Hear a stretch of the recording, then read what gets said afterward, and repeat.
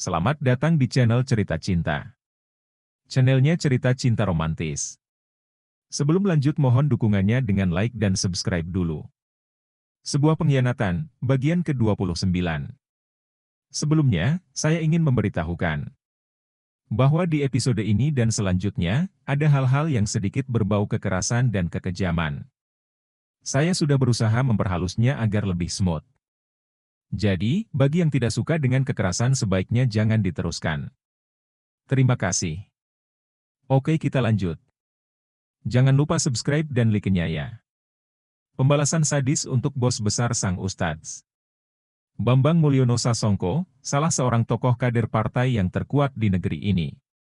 Dia termasuk seorang pengusaha yang disegani, konglomerat yang sangat dikagumi, tetapi juga seorang biadab yang ditakuti.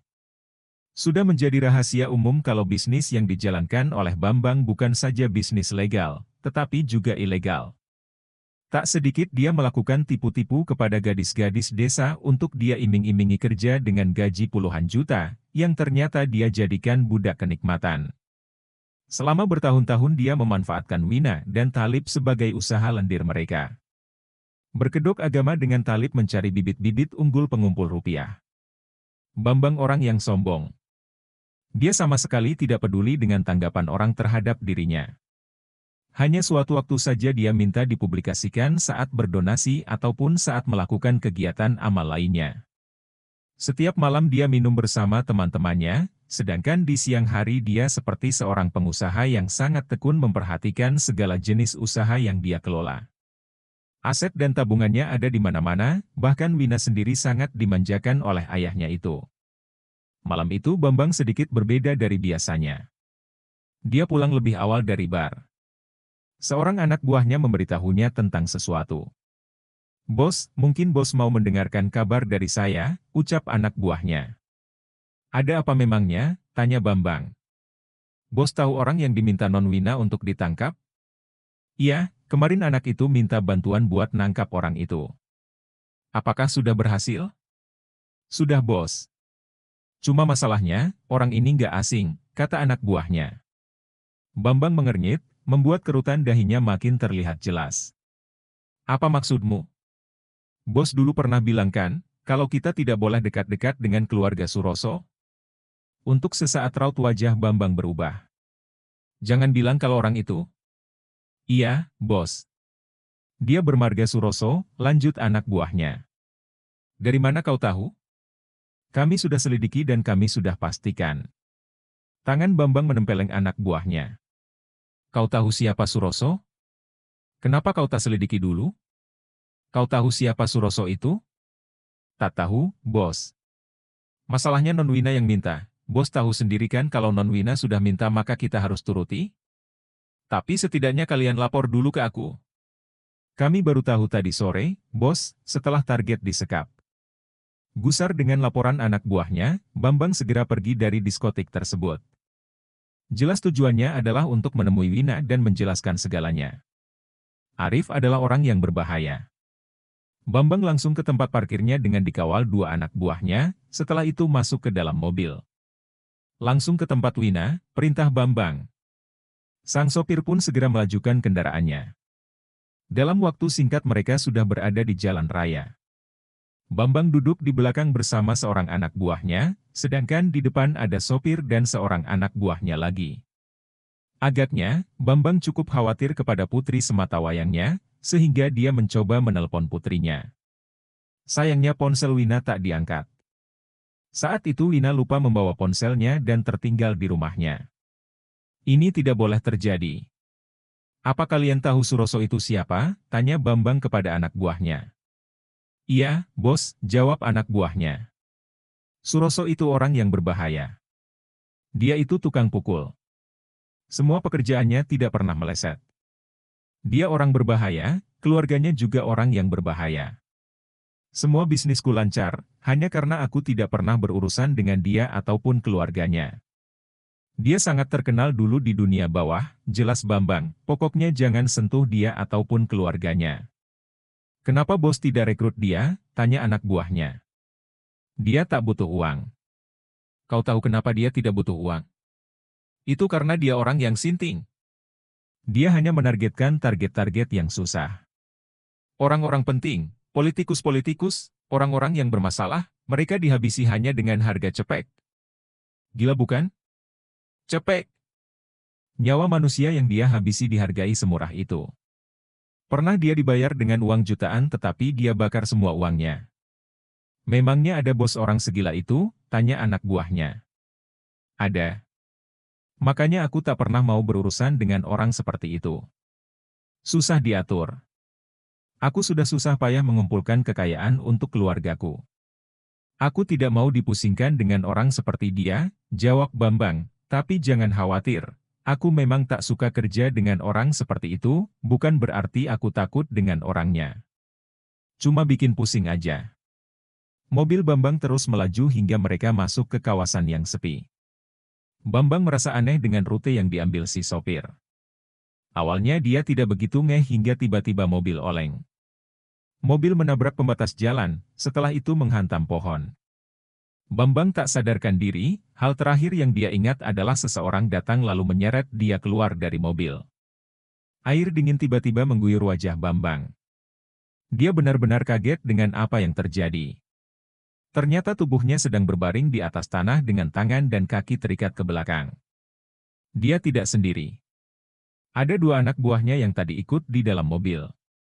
Di depan mereka ada orang-orang yang tidak dikenal dan beberapa mobil dengan lampu depan menyorot ke arah mereka. Tubuh Bambang ditarik, kemudian dipaksa berlutut. Sebagai orang yang baru saja mengalami kecelakaan, tentu saja dia bingung. Kenapa dia bisa sampai di tempat ini? Sudah sadar, tanya suara seseorang. Siapa? Di mana aku? Tanya Bambang. Kalian tahu siapa aku? Lepaskan aku. Kalian mau apa? Uang? Aku bisa beri kalian uang berapapun yang kalian mau.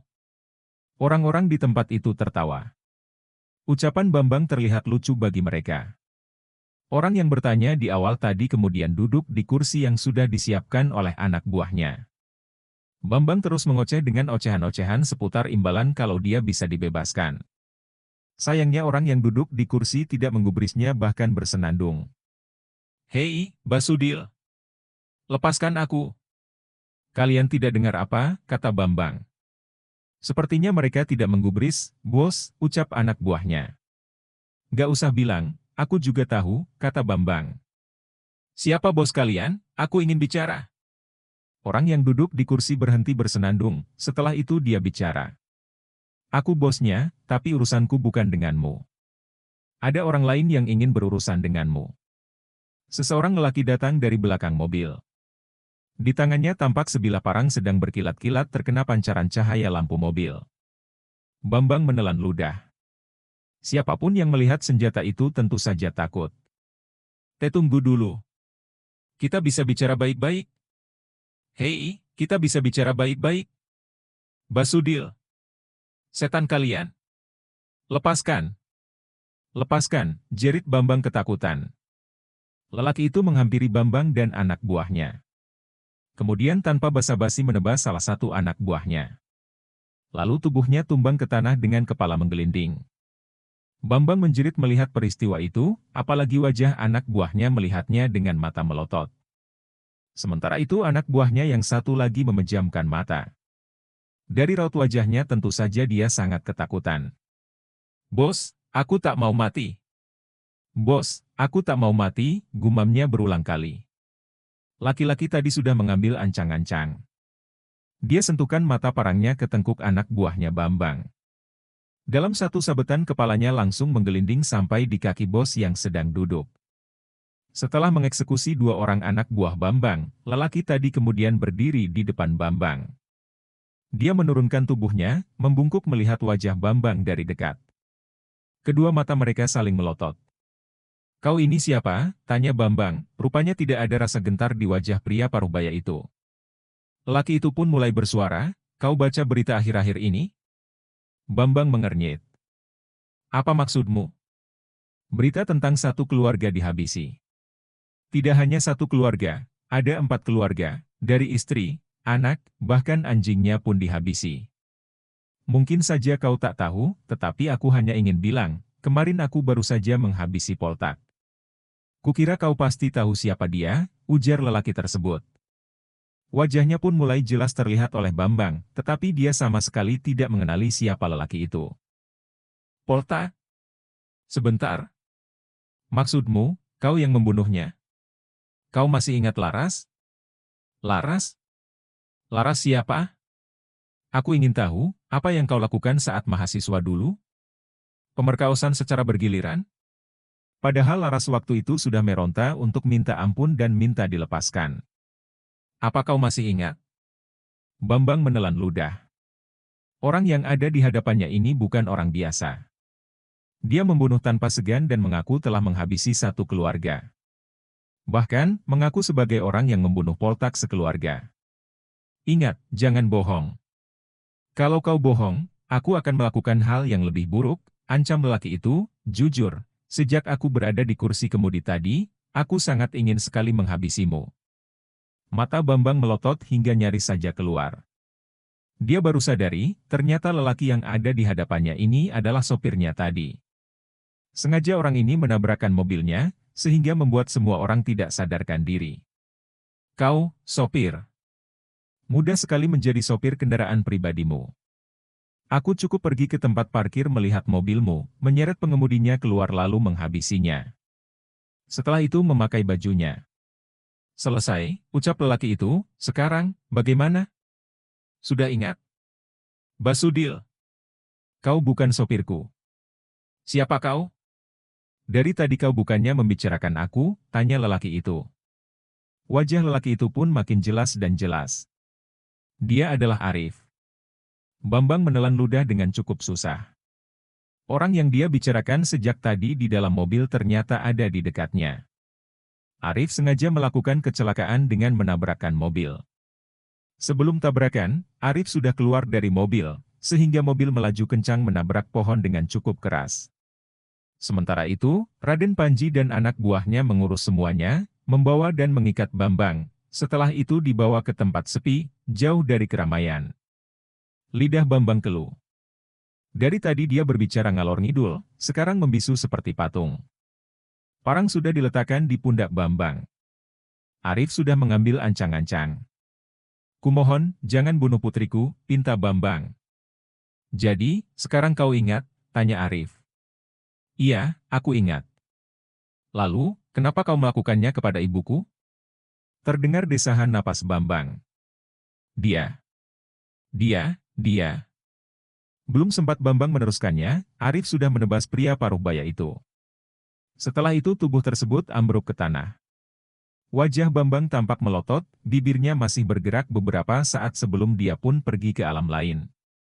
Dasar, tanpa ampun, ucap lelaki yang duduk di kursi, yang tak lain adalah Raden Panji. Perlahan-lahan, Arif menghampiri kepala Bambang kemudian membawanya. Terima kasih, Pak De Panji. Matur nuwun, sekarang saya harap kita bisa jadi keluarga lagi. Raden Panji terkekeh. Itu pun kalau kau masih ingin hidup setelah malam ini.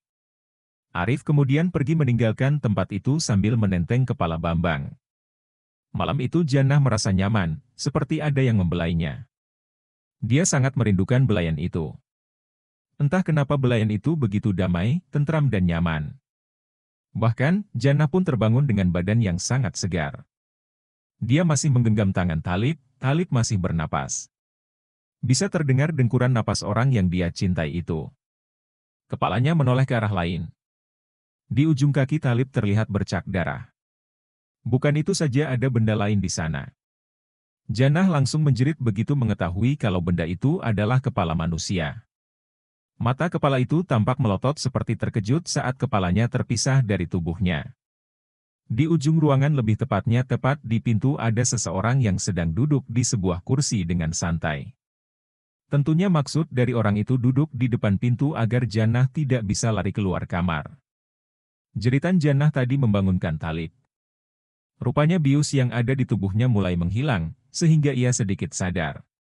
Arif duduk dengan tenang, melipat tangannya sambil memperhatikan dua orang yang ada di hadapannya. Talib terkejut saat melihat kepala ada di ujung kakinya. Buru-buru dia merendang kepala itu hingga jatuh ke lantai. Bambang, seru Talib sambil menunjuk kepala tersebut. Iya, Bambang. Orang yang harus bertanggung jawab atas kematian ibuku, kata Arif. Terima kasih parangnya, cukup berguna untuk menebas tubuh mereka. Bersambung.